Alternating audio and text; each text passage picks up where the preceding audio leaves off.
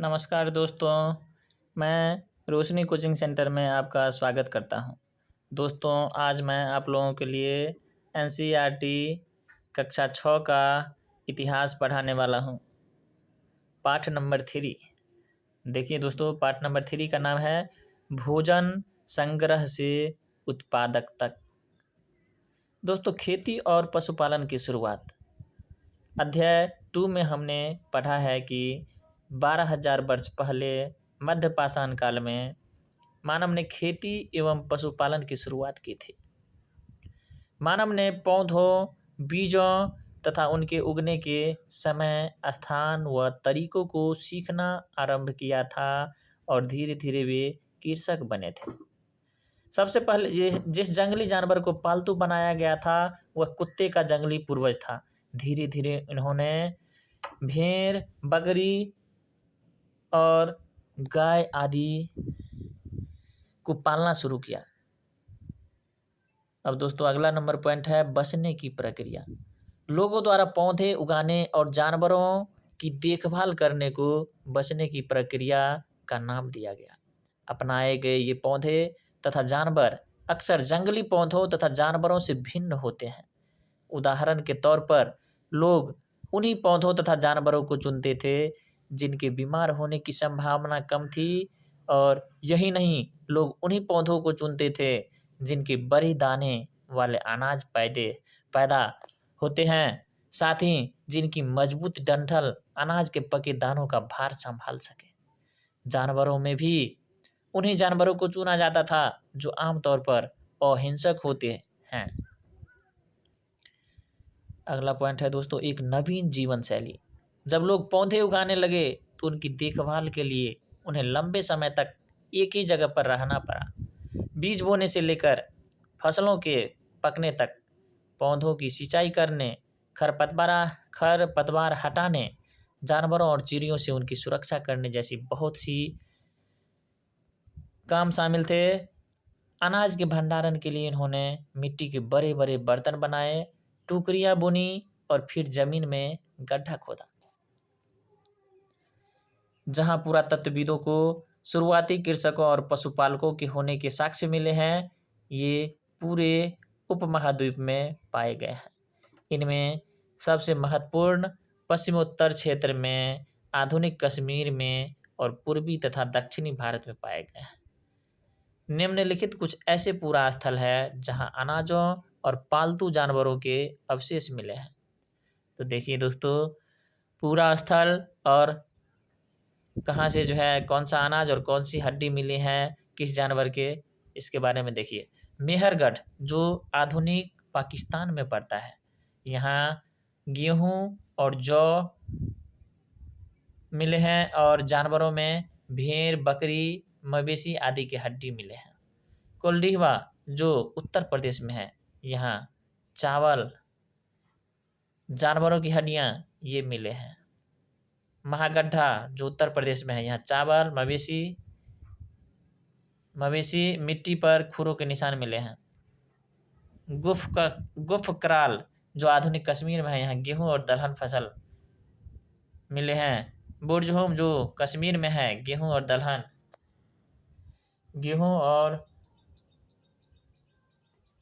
दलहन, कुत्ते, मवेशी, भैंस, भेड़, बकरी आदि के हड्डी मिले हैं। चिरांद जो आधुनिक बिहार में है, यहाँ से गेहूं, हरे चने, जौ, भैंस, बैल आदि के साक्ष्य मिले हैं। हरलूर जो आंध्र प्रदेश में है, यहाँ से ज्वार, बाजरा, मवेशी, भेड़, बकरी, सूअर आदि के हड्डी भी मिले हैं। पय्यमपल्ली जो आधुनिक आंध्र प्रदेश में है, यहाँ से काला चना, ज्वार, बाजरा, मवेशी, भेड़, सूअर आदि के साक्ष्य मिले हैं। दोस्तों, अस्थाई जीवन की ओर अगला पॉइंट है। तो देखिए, अस्थाई जीवन की ओर इसमें कौन कौन सा इम्पोर्टेंट पॉइंट है। पुरातत्वविदों को कुछ पुरा स्थलों पर झोपड़ियों और घरों के निशान मिले हैं, जैसे कि बुर्जहोम। वर्तमान का समय कश्मीर के लोग गड्ढे के नीचे घर बनाते थे जिन्हें गर्दबास कहा जाता था। याद रखिएगा दोस्तों, ये इम्पोर्टेंट पॉइंट है। बुर्जहोम जो वर्तमान कश्मीर में है, यहाँ लोग गड्ढा के नीचे घर बना करके रहते थे और उस गड्ढा वाले घर को गर्दबास के नाम से जाना जाता है। उनमें उतरने के लिए सीढ़ियाँ होती थी। इससे उन्हें ठंड के मौसम में सुरक्षा मिलती होगी। पुरातत्वविदों को झोपड़ियों के अंदर तथा बाहर दोनों ही स्थानों पर आग जलाने की जगह मिली है। ऐसा लगता है कि लोग मौसम के अनुसार घर के अंदर या बाहर खाना पकाते होंगे। अगला पॉइंट है दोस्तों सूक्ष्म निरीक्षण। सूक्ष्म निरीक्षण में देखिए पहला नंबर पॉइंट है मेहरगढ़ में जीवन और मृत्यु। यह ईरान जाने वाले सबसे महत्वपूर्ण रास्ते बोलन दर्रे के पास मेहरगढ़ स्थित है। यहाँ हरा भरा समतल स्थल है। इस इलाके में सबसे पहले इसी स्थान पर खेती व पशुपालन शुरू हुआ। यहाँ चौकोर तथा आयताकार घरों के अवशेष भी मिले हैं। मृत्यु के बाद यहाँ के लोग मृतकों को दफना देते थे, जिसे कब्र कहते हैं। एक कब्र में एक मृतक के साथ एक बकरी को भी दफनाया गया था। संभवतः इसे परलोक में मृतक के खाने के लिए रखा गया होगा। और दूसरा नंबर पॉइंट है दोस्तों दाओ जली हेडिंग। दाओ जली हेडिंग यह पूरा स्थल चीन और म्यांमार की ओर जाने वाले रास्ते में ब्रह्मपुत्र की घाटी की एक पहाड़ी पर है। यहाँ खरल और मूसर जैसे पत्थरों के उपकरण भी मिले हैं। इससे पता चलता है कि यहाँ लोग भोजन के लिए अनाज उगाते थे। साथ ही यहाँ से जेटाइट पत्थर भी मिला है। संभवतः यह पत्थर चीन से आया होगा। इसके अतिरिक्त इस पूरा स्थल में कास्टास्म अति प्राचीन लकड़ी जो सख्त होकर पत्थर हो गई थी के औजार और बर्तन भी मिले हैं। कास्टास्म वैसे लकड़ी को कहा जाता है जो सख्त होकर के पत्थर बन जाता है और ये बहुत ही प्राचीन होता है। तो दोस्तों इस तरह से पाठ नंबर 3 का जो भी इम्पोर्टेंट पॉइंट था खत्म हुआ। अब इसी पाठ को पाठ नंबर 3 को ही क्वेश्चन आंसर के माध्यम से देखेंगे दोस्तों। तो देखिए क्वेश्चन आंसर के माध्यम से देखते हैं।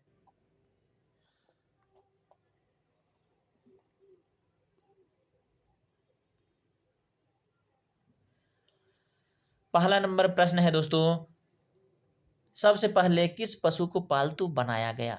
तो इस प्रश्न का उत्तर होगा दोस्तों कुत्ते को सबसे पहले पालतू पशु बनाया गया। दूसरा नंबर क्वेश्चन है बसने की प्रक्रिया किसे कहते हैं। तो लोगों द्वारा पौधे उगाने और जानवरों की देखभाल करने को बसने की प्रक्रिया नाम दिया गया।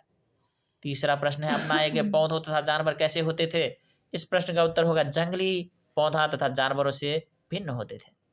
जंगली जानवरों की तुलना में पालतू जानवरों के दांत और सींग कैसे होते थे। इसका उत्तर होगा पालतू जानवरों के दांत और सींग छोटे होते थे। बसने की प्रक्रिया कब प्रारंभ हुई। इस प्रश्न का उत्तर होगा करीब 12,000 साल पहले बसने की प्रक्रिया प्रारंभ हुई। छठा नंबर प्रश्न है दोस्तों कृषि के लिए अपनाई गई सबसे प्राचीन फसल कौन कौन से हैं। तो इस प्रश्न का उत्तर होगा गेहूं और जौ। सातवां नंबर प्रश्न है कुत्ते के बाद पालतू बनाए गए जानवर कौन से हैं। तो इस प्रश्न का उत्तर होगा भेड़ और बकरी। आठवां प्रश्न है आरंभिक लोग अनाज का उपयोग किन किन कामों के लिए करते थे। तो बीज के रूप में करते थे, खाद्य के रूप में करते थे, भंडारण के रूप में करते थे और उपहार के रूप में करते थे। नौवां प्रश्न है अनाज के भंडारण के लिए प्रमुख उपाय क्या किए गए थे। इस प्रश्न का उत्तर होगा मिट्टी के बड़े बड़े बर्तन बनाए गए, टोकरियां बुनी गई और जमीन में गड्ढा खोदा गया। 10वां प्रश्न है आरंभिक मानव पशुपालक थे। इस तथ्य के साक्ष्य कहाँ कहाँ मिलते हैं। इस प्रश्न का उत्तर है आधुनिक कश्मीर तथा पूर्वी दक्षिण भारत में पश्चिमोत्तर क्षेत्र में। 11वां नंबर प्रश्न है कृषकों और पशुपालकों की बस्तियां थी। इस सत्यता को जांच करने के लिए वैज्ञानिक क्या करते हैं। तो इस प्रश्न का उत्तर होगा दोस्तों खुदाई से मिले पौधों और पशुओं की हड्डियों के नमूनों का अध्ययन करते हैं। बुर्ज होम अब कहाँ है। इस प्रश्न का उत्तर होगा बुर्ज होम वर्तमान कश्मीर में है। गर्तबास किसे कहा जाता है अगला प्रश्न है। तो इस प्रश्न का उत्तर होगा गड्ढे के नीचे बनाए गए घर को गर्तबास के नाम से जाना जाता है और ये गर्तबास जम्मू कश्मीर में बनाया जाता था। 14वां प्रश्न है दोस्तों उस समय जनजाति शब्द किसके लिए प्रयुक्त होता था। इस प्रश्न का उत्तर होगा कृषक और पशुपालक समूह के लिए। 15वां नंबर प्रश्न है लोग किस प्रकार के पौधों का चयन करते थे। तो इस प्रश्न का उत्तर होगा जिनसे बड़े दाने वाले अनाज पैदा हो, जिनकी डंठल इतनी मजबूत हो कि वह पके दाने के भार को संभाल सके। 16वां नंबर प्रश्न है लोग दोबारा पौधे उगाने के लिए कौन सी विधि अपनाते थे। तो इस प्रश्न का उत्तर होगा बीजों को संभाल कर रखते थे। 17वां नंबर प्रश्न है दोस्तों, लोग पालतू बनाने के लिए कैसे जानवरों का चयन करते थे? इस प्रश्न का उत्तर होगा जिनके दांत और सींग छोटे होते थे और जिनके बीमार होने की कम संभावना होती थी। 18वां प्रश्न है, नवपाषाण युग में औजार को अधिक पैना करने के लिए क्या किया जाता था? इस प्रश्न का उत्तर होगा औजार पर पॉलिश चढ़ाई जाती थी। 19वां प्रश्न है, कपड़े बुनने के लिए कपास जैसे आवश्यक पौधे कब उगाए जाने लगे थे? इस प्रश्न का उत्तर होगा नवपाषाण युग में। और 20वां नंबर प्रश्न है, प्राय जनजाति के लोग कहाँ रहते थे? तो छोटी छोटी बस्तियों में। इस प्रश्न का आंसर है। 21वां प्रश्न है, जनजाति के सदस्य का पेशा क्या था? इस प्रश्न का उत्तर है